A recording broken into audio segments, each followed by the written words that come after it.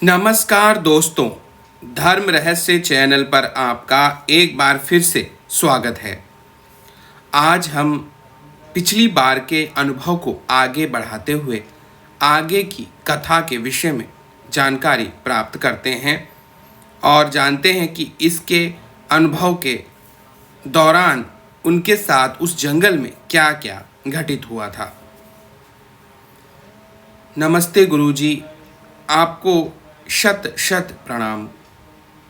गुरुजी, अपने पिछले पत्र को आगे बढ़ाते हुए सबसे पहले तो मैं आपका शुक्रिया करता हूँ कि आपने मुझे इस लायक समझा कि मेरे इस अनुभव पर वीडियो बनाया।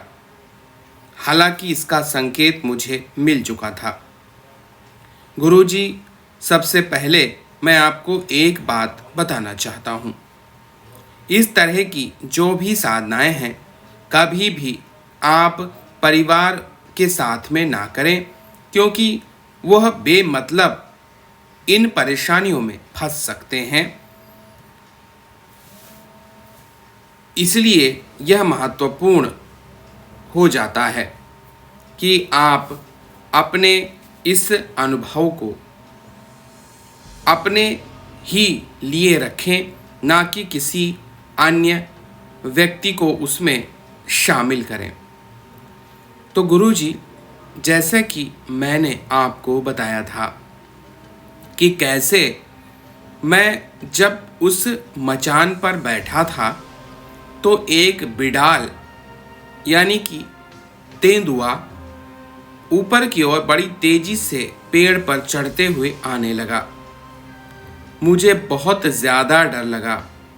तब मैंने आंखें बंद करके आपका और गुरु मंत्र का मानसिक जाप शुरू कर दिया। हालांकि मेरे होंठ तो यक्षिणी की साधना वाले मंत्र को ही बोल रहे थे कि अचानक से मैंने बड़ी ही तेजी के साथ एक कुल्हाड़ी को मेरी तरफ आते देखा। वह कुल्हाड़ी उड़ते हुए सीधे आकर उस जानवर के शरीर पर लगी। तिल मिलाकर वह जानवर नीचे गिर पड़ा। इससे उसे चोट आई और फिर पता नहीं कैसे वह डर करके वहां से भाग गया। मुझे कुछ भी समझ में नहीं आया कि आखिर यह सब हुआ क्या है। लेकिन तब जब मैंने नीचे देखा तो सारी बात समझ में आई। एक लड़की जो कि गांव की थी, उसने बहुत ही बहादुरी के साथ में अपनी लकड़ी काटने वाली कुल्हाड़ी फेंकी थी। उसका निशाना भी सटीक था और इससे घायल होकर वह जानवर वहां से भाग गया। उसने नीचे से चिल्लाते हुए कहा, आप ठीक तो हैं ना? मैंने उसकी ओर देखा। वह एक सुंदर और 21-22 साल की लड़की थी, जिसे मैंने देखा कि वह गांव की वेशभूषा में भी काफी सुंदर दिखने में लग रही थी। तब मैंने उससे कहा, आप कौन हैं? तो उसने बताया, मेरा नाम सोनी है, मैं इसी गांव में रहती हूँ और अभी लकड़ी काटने के लिए आई हुई थी, क्योंकि घर पे चूल्हा माँ ने तैयार किया होगा। उसके लिए कुछ लकड़ियाँ कम पड़ रही हैं, इसीलिए मैं गांव से यहाँ जंगल में आती ही रहती हूँ। तब मैंने उससे कहा, आपका बहुत बहुत शुक्रिया, क्योंकि आपने आज मेरी जान बचा ली है। तो वह कहने लगी, आपने इसकी व्यवस्था तो कर ली कि आप जंगली जानवरों से बचे रहेंगे, लेकिन कुछ जंगली जानवर ऐसे भी होते हैं जो पेड़ पर बड़ी आसानी से चढ़ सकते हैं। उसमें यह जानवर सम्मिलित है। अपने आप को बचाने के लिए यहाँ पर हमेशा आप आग लगाकर रखें, मशाले लगा लें। इसके अलावा कांटेदार तार भी यहाँ अवश्य लगाकर रखें, ताकि अगर कोई जानवर यहाँ तक आ जाता है तो आप उसे रोक सकें। तब मैंने कहा, ठीक है, आपकी यह बात मैं याद रखूंगा। तब मैंने उसका शुक्रिया अदा किया। मैं नीचे उतर कर आया। उसके साथ काफ़ी देर बातचीत की तो वह कहने लगी कि अगर आप कहें तो आपको गांव नहीं आना पड़ेगा। मैं कुछ रुपए के लिए आपकी मदद कर सकती हूँ। मैंने उससे कहा, आप किस प्रकार मेरी मदद करेंगी और किस काम में करना चाहती हैं? तब उसने कहा, मुझे पता है आप एक औरत से गांव में खाना बनवाते हैं। इसके लिए आपको उतनी दूर जाना और फिर वापस आना पड़ता है। अगर आप कहें तो मैं, क्योंकि रोज जंगल में लकड़ियां काटने आती ही हूँ, सुबह और शाम दोनों ही समय, तो मैं आपके लिए खाना बनाकर लेती आऊँगी। आपको टिफ़िन में दे दूँगी, जिससे जब आपकी इच्छा हो तब आप उसे आराम से खा सकें। यह सुनकर मुझे काफ़ी अच्छा लगा, तो मैंने कहा, ठीक है, मैं उन माताजी को मना कर दूंगा। आप मेरे लिए यह खाना अवश्य बनाकर लेकर आइए। मैंने उसके प्रस्ताव को तुरंत इसीलिए स्वीकार कर लिया था क्योंकि मैं यह बात जानता था कि अगर मैं बार बार गांव आऊँगा जाऊँगा तो बहुत लोगों से मिलना होगा और फिर मेरी साधना भी सही से नहीं हो पाएगी। खाने की भी समस्या बनी ही रहेगी। अगर यह लड़की मदद करना चाहती है तो मैं अवश्य ही इसकी सहायता ले सकता हूँ। तो मैंने उसे हाँ कह दिया। अब मैं निश्चिंत होकर के वहाँ पर साधना कर सकता था। शाम के समय मैंने अपनी साधना की पूरी तैयारी कर ली थी कि तभी वह लड़की वहाँ आ गई और उसने मुझे भोजन टिफ़िन में दे दिया। मैंने उससे कहा, आप क्या डरती नहीं हैं? और आप कमाल की कुल्हाड़ी भी फेंक लेती हैं। आपने एक ही वार में उस जानवर को भगा दिया। तो वह कहने लगी, बाबूजी, ऐसी कोई बात नहीं है। हमारा तो रोज ही ऐसे जानवरों से सामना होता रहता है। अब अगर अपनी रक्षा भी नहीं कर पाएंगे तो इस खतरनाक जंगल में कैसे जी पाएंगे? उसकी बात बहुत ही प्यारी लगती थी जब भी वह इस तरह से बोलती थी। उसमें भी एक अजीब सा आकर्षण मुझे महसूस होता था। लेकिन वह मुझे थोड़ी देर देखने के बाद बोली, अगर आप बुरा न माने तो एक बात आपसे कहना चाहती हूँ। तब मैंने उससे पूछा, आप कह सकती हैं, मैं बुरा नहीं मानूंगा। तब उसने कहा, मुझे नहीं लगता कि आप यहाँ वाइल्ड लाइफ फोटोग्राफी करने के लिए आए हैं।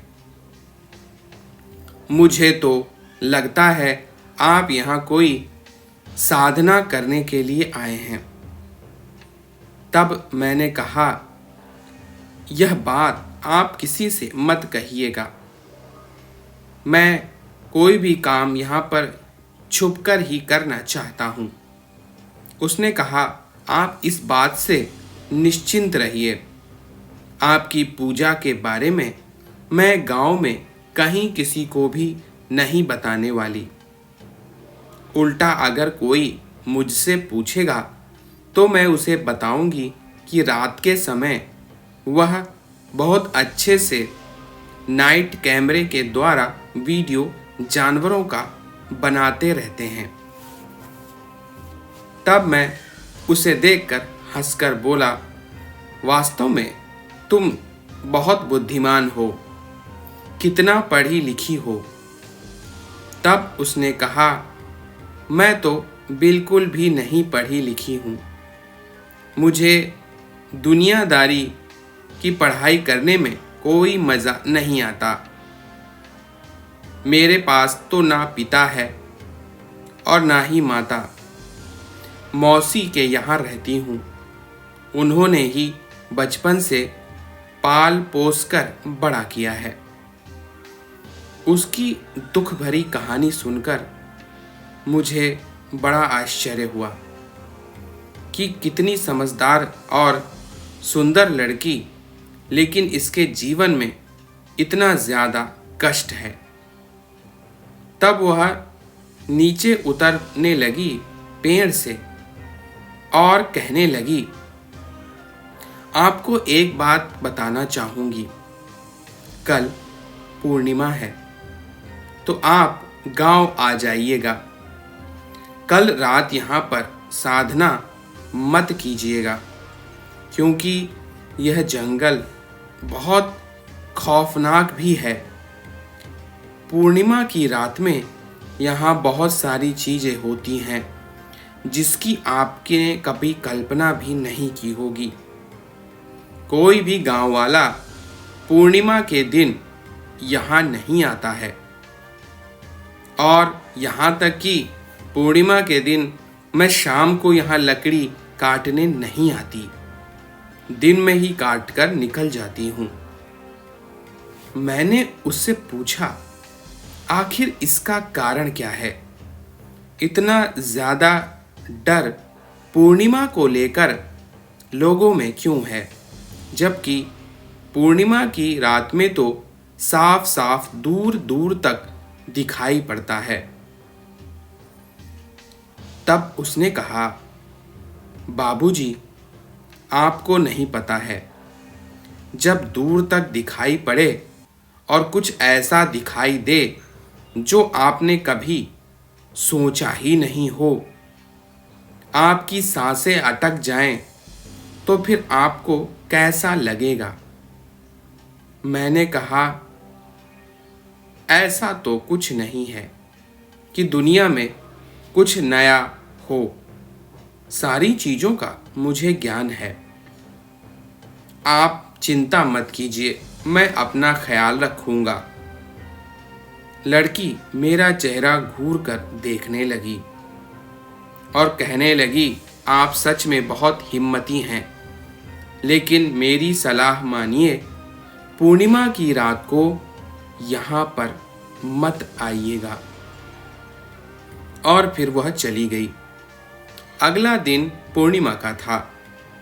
मैं दिन भर गांव में घूमा, क्योंकि मुझे पता था रात्रि को तो मेरी साधना होने वाली है, और लगभग साधना करते हुए मुझे 14 दिन भी हो चुके थे।